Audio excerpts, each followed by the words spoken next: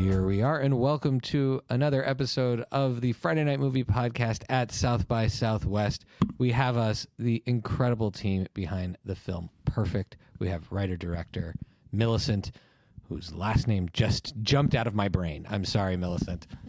Hailes. Millicent Hailes.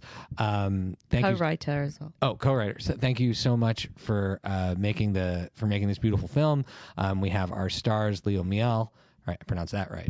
Meal, like your Meal. ones, probably. Lío Mehiel. It's made up, so not by me. Someone else. Oh, that's cool. All right, our grandmother had a made-up name, so that's cool. We're into and Micaela Wittman and Ashley. Oh my God, My it's last early in the name's morning. made up as well. Oh, More. By you? Oh. No. I was like, did you make that up? No.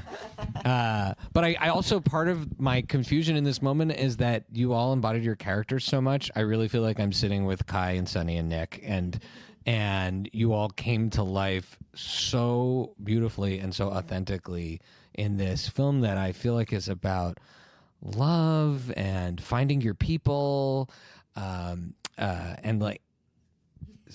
Well, it's and then Ash is like sex. Just whispering it.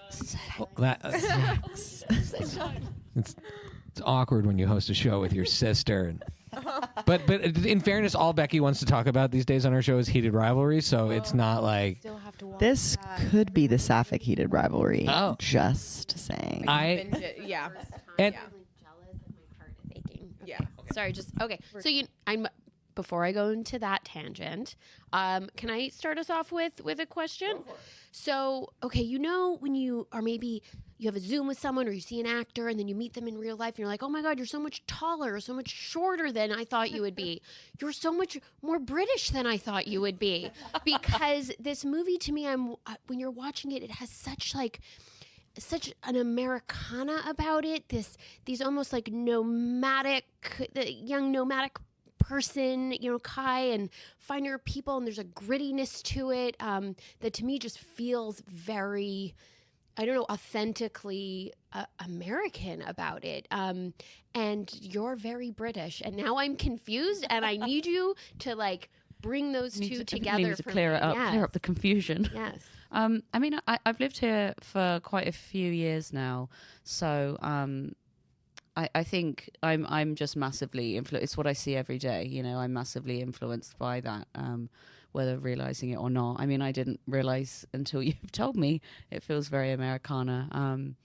But yeah, I think it's when I go home and see my family and things. Kind of as much as I love England, it feels kind of alien now to me because I'm not there. But in a good way, because I'm really excited to be there, and I start noticing things that I've never before. Whereas in LA, I feel very part of it now, so I can see how that would maybe come through in my voice and in my work, I suppose, because it's just part of me, I guess now. That's so wonderful to hear, and it's so beautiful, and like references that come to mind. It made me think of East of Wall, which is a movie from last year, or even a little bit Nomadland, just in the way of these people finding each other and not needing much other than the community of chosen family that they build. And so for me, the part that I just was so drawn to, that I would love everyone to speak on, is the ensemble of the young actors. And I felt so much love between them, especially between Sonny and Kai, and then of course like the role that Nick plays in that, like at the end, the way that she's woven in, and I just would love to hear more about how you envisioned that and wrote that, directed everyone, and then your experiences as cast, making building these relationships that felt so sincere to a viewer. You want to go cast So first? big question. Big question. You're like, you guys take it away. So what was the cast question? Like, how Which did is like that the experience of building these relationships that felt to a viewer very sincere. Yeah. And working together as your little ensemble, and especially the dynamic between Kai and Sonny. It's a friendship that kind of comes together really quickly in a way. And it felt like very genuine. You were both like very kind characters. Yeah.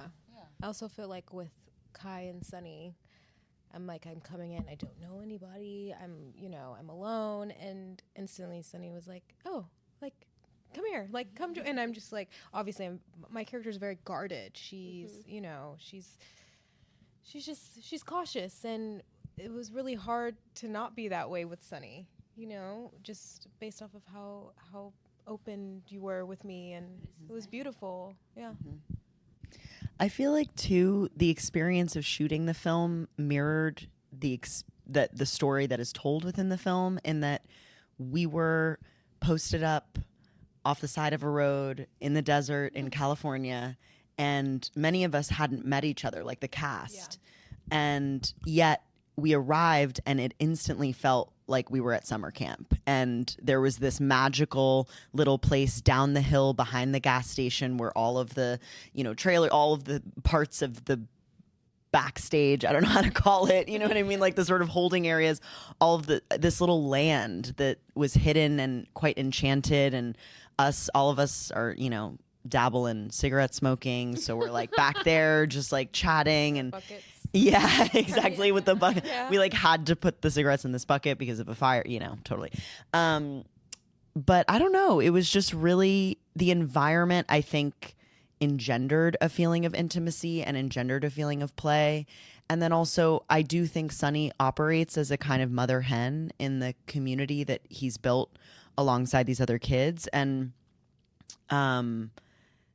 seeing Kai, I think he's just like, what are you doing all by yourself? Like, I see in you myself, and I see in you the people that I love that are here, and how can I somehow bring you into that? And I think the context of the world with the state of the environment and all of these other things where we are in the film, Sonny really understands the value of reaching out to somebody and saying like, hey, you might not have anything, but we're making it work here. Come and join us if you need to, or keep going. That's cool too. But that kind of local, intimate, present, hand reach out feels like kind of what we all need to be doing too now. He's very hopeful, and he's very generous, and set in a place where where you see these very harsh conditions, specifically with this water scarcity issue, which I'd love for you to talk more about, writing that. It's surprising, and it actually, I think as a viewer, I felt as caught off guard as Kai was, that why is this person being so kind and generous and hopeful and creating this community? And it's very encouraging. I don't know, very inspiring. Yeah, I coming into the movie through Kai's eyes, I was looking at Sonny very suspiciously, and I kept being surprised at how optimistic Sonny is. Is the kind of the if Kai's the guarded one, Sonny's the optimistic heart of the world at the same time. And there's this incredible final scene. I don't want to spoil it for anyone, but it's Kai and Sonny in a fire. And what does that scene mean to you all? What does it mean to Kai and Sonny? Because there's so much going through my head when I'm watching them, and it's such a beautiful shot of you both, and it feels like a culmination of everything that's been happening. I think I'm just gonna make it very short and cute. I think she's letting go, allowing. I mean, she's I don't know. She finally found a community, and I can't get. Yeah, I mean, it's literally it's like a reborn. It's She's like a in that phoenix moment. reborn. Yeah, Yeah. exactly. It's just like I'm stepping into this new person. Yeah. Yeah.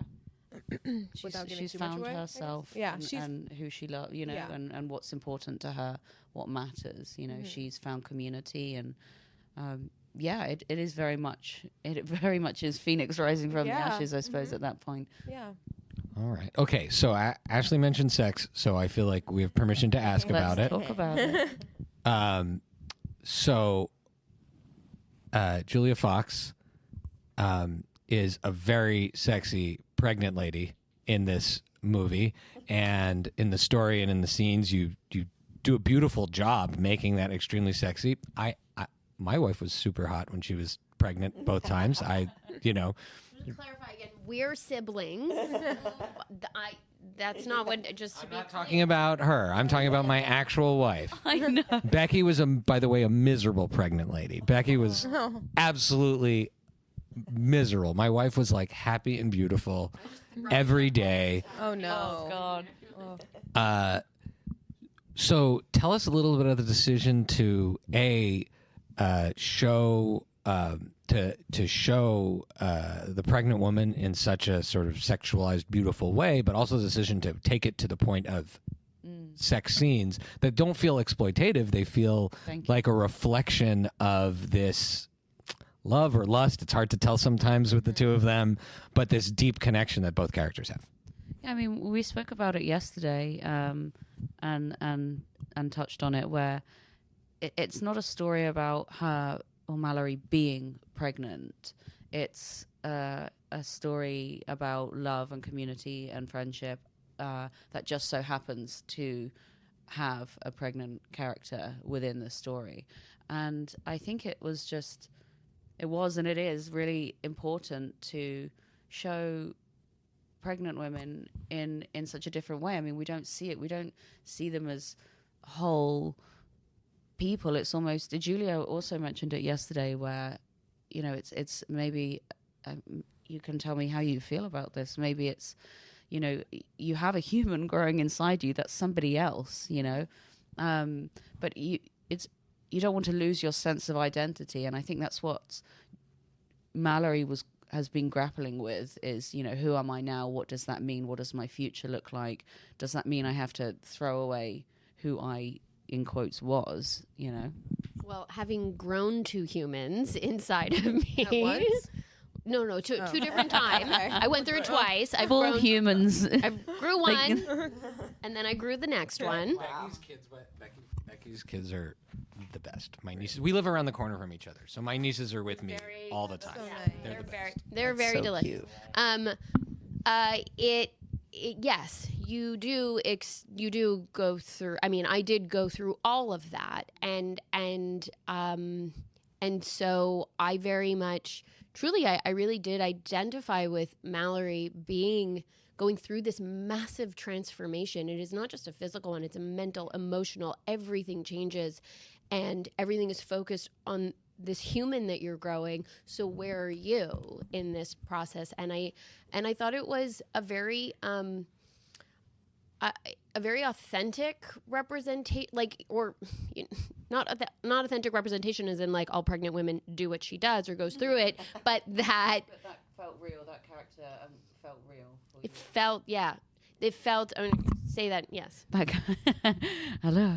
That character felt real to you. It felt real to me, and it felt real to me the need in this moment to reconnect with a part of yourself that belongs to just you, and to seek that out, especially in these moments right before you're going to be going through that kind of massive final transformation. And I'm trying to think, I'm like, I don't think I've seen that. I don't think I've ever seen that before. And I certainly can't think of an example where a woman that pregnant also gets to be such a sexual creature in a very exciting and romantic way. Well, she is, she is sexual. It's we don't need to shy away from that either. She has desires and needs, and she loves to. And for us, the casting was really important. I really wanted to work with somebody that had actually, carried a baby and had that experience. Just because even bodily, moving with the bump was quite tricky. I was actually going to say either your prosthetics are amazing or she was pregnant. We had an incredible prosthetic. That prosthetic team. was incredible. It was amazing. The last thing I just want to add on the topic of the pregnancy is that a pregnant person, and then especially after giving birth, you are treated so much by the outside world as just being very functional. Right. You exist in order to grow the baby, in order to feed the baby, you become functional. I remember being pregnant and having people say things to me like, once you have your baby, you will simply be just this functional creature that there's no desire left to be had from you. And it's like people say the craziest stuff to pregnant ladies. It reminds me of this peach. It's not the only thing people say to pregnant. But they do. But they do say it. And I have had... Becky's husband is like a super nice guy, by the way. He's not in there being like, Becky, feed the baby. He's Russian. That's why I'm giving him an accent. It's other women, actually. It was other women that would say stuff like this. And Like warning me. Misogyny. Oh, my God. No, my husband was like, he's like loved pregnant me, actually, as much as I was a terror. Anyway, so again, to treat this pregnant woman, to treat Mallory as actually someone who's seeking out her own desires, existing in herself, is like, it was very powerful, really exciting to watch. Yeah. I mean, what you're saying reminds me of this Peep Show quote where Mark says like, butter the toast, eat the toast, shit the toast, you know, and then like starts all over again. And I think about that a lot, where it's like, I mean, that's it. That's all I've got is a Mark from Peep Show quote when you're saying that. So in the relationships between the characters, again, this trio is so interesting to me because Ashley, Kai, you're all confusing me. You're too good as actors. Ashley and Kai is both a attractor of chaos, I think, and an agent of chaos. And in Sonny as this optimistic backbone, who's like, one of my favorite moments is when Sonny is surprised at the car being damaged and apologizing. And I was like, wow, this person's really nice. And then Nick, to me, I view, and I'm curious what you think, but I view Micaela, especially in the performance, which is so different than your other work because you're so hilarious and clairvoyant, but you're so buttoned down in a lot of ways as Nick. Is like this professional person who, you know, a little edgy, but you know, you're this good waiter, and you're following your friend to. How did you all manage getting the balance right between the chaos demon, or I don't know, the chaos attractor and giver, and these other characters that become this island of stability? Yeah, I think that Kai definitely brought some chaos to this town. No, I don't mean personally. I mean personally, sure, but I just mean the character too. Yeah. What are you guys whispering about? I looked at her and I said something, but she didn't hear me, and now I'm embarrassed. Say it. Yeah, go ahead. Okay, yeah, go ahead. Michaela. Me? No. Who me? No. Yeah, Kai's character shows up and she shakes up the whole town. Like, I don't know what we're doing before she shows up, but it's like a shit show when she gets there. You know what I mean? Like, I don't know if we're always this crazy, but that's what I do. Well, I mean, it's quite literally in the names. Kai, I'm pretty sure the meaning of the name Kai is wave, right? It's wave, right?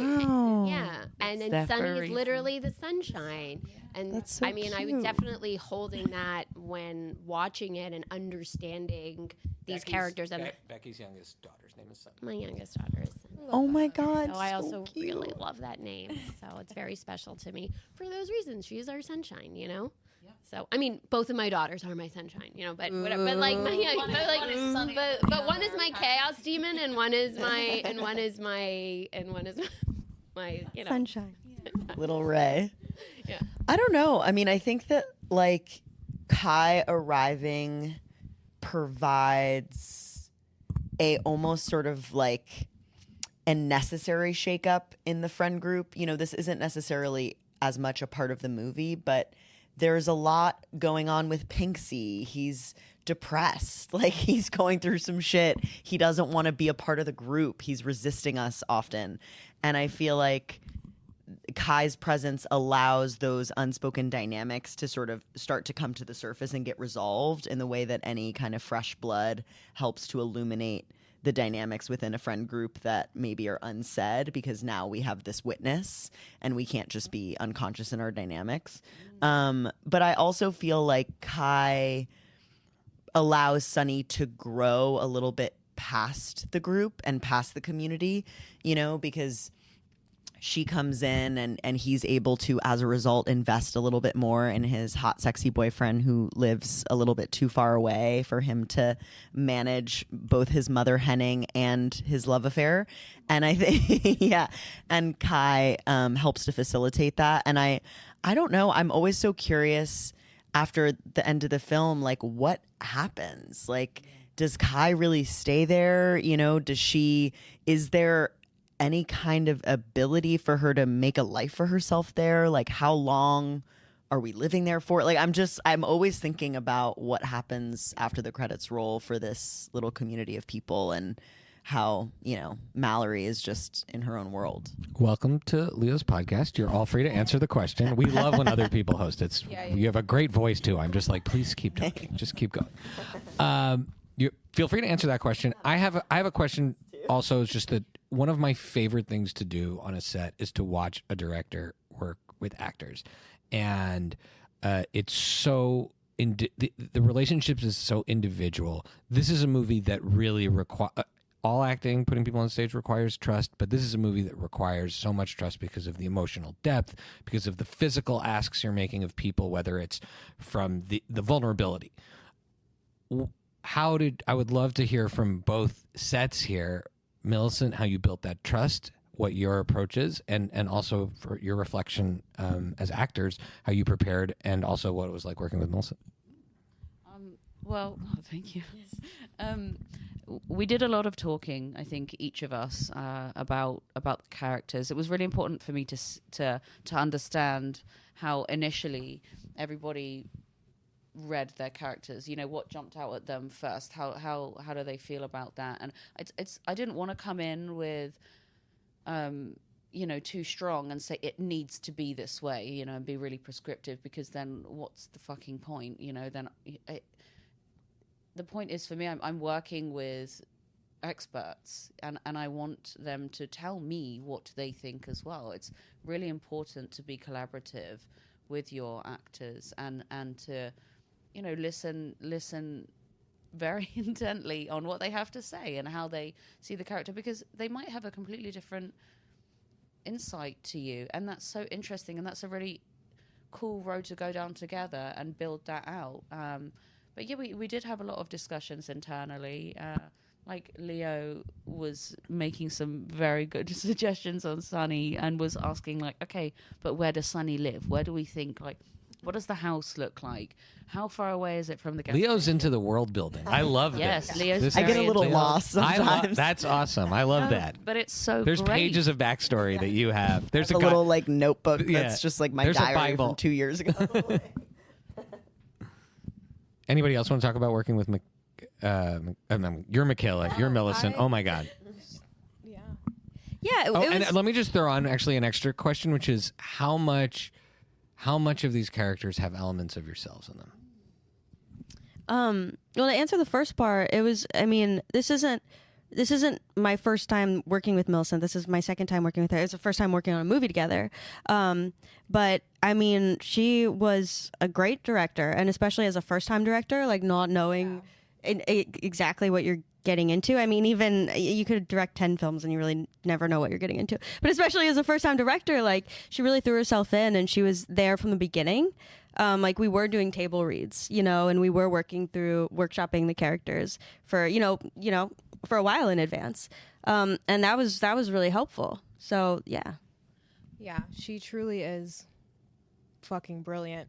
No, you really are. Like, this film is incredible. And what I love the most is that she allowed us to have our freedom with everything. And you were open to a lot of, you know, things and different directions we wanted to go. And, but she also made it a very safe environment, and like, just, I don't know, you're fucking incredible, okay? But so you will too. Yeah, but you made it all very easy for me. But it was nice because we actually, you know, developed a really strong relationship and friendship throughout this. And, you know, some people are kind of like, you know, you don't really have that personal connection, that personal relationship. And I found it was so easy to develop that with her. And like, you contacted me very early on. Yes. You know, and Yes. so we had all of this time before even starting to film to prep this and to really dive into it, create a backstory, talk about all of these things, and it just made it so much easier once we're on set. It's like we dive in and.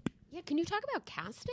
I would love to know. Take us through casting because it's Yeah, I'm very lucky with they're the cast. beautiful I'm together very, very on lucky. screen, and there's incredible chemistry. Yeah, there really is. I'm very thankful that I've got to work with such amazing people and amazing actors. It's really been a dream.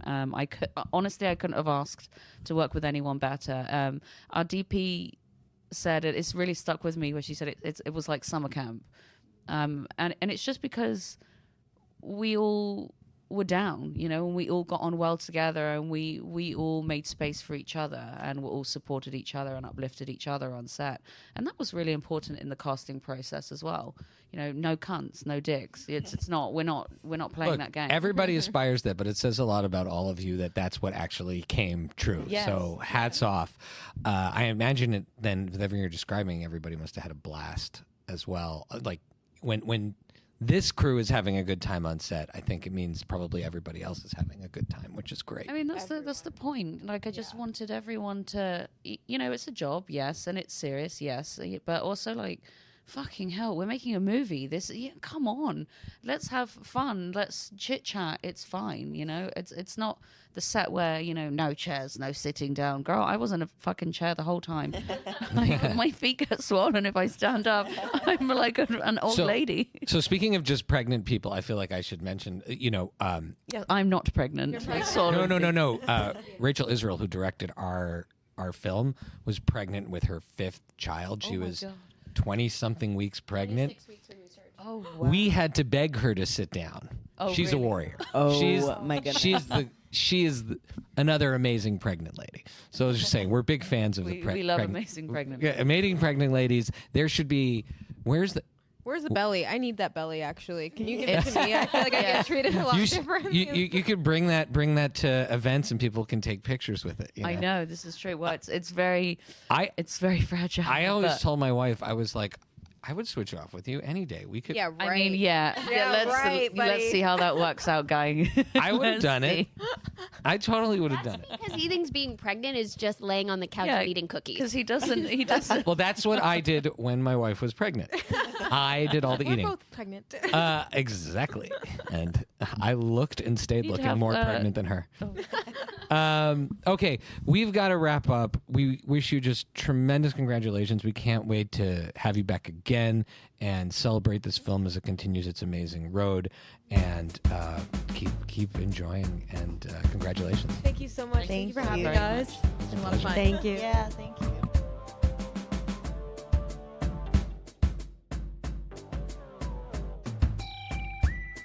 Thank you for listening to Friday Night Movie, the sibling rivalry and pop culture podcast. Join the Friday Night Movie family by following @FryNightMovie on all of the socials and visiting our website, FryNightMovie.com. Our theme song is by What Does It Eat? And make sure to leave us a review on Apple Podcasts or wherever you get your podcasts. Thanks for listening.